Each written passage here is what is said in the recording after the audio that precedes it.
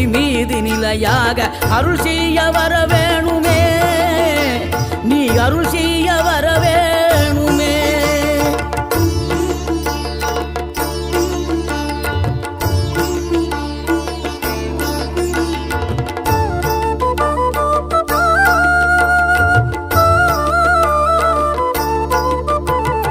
இகழ்தலையும் புகழ்தலையும் ஒரு முகமாய் கருதும்படி செவி உரைத்த முத்து குமரன், நீ வறுமையையும் வளமையையும் சமநிலையை உணரும்படி மதி கொடுத்த செல்வ குமரன்.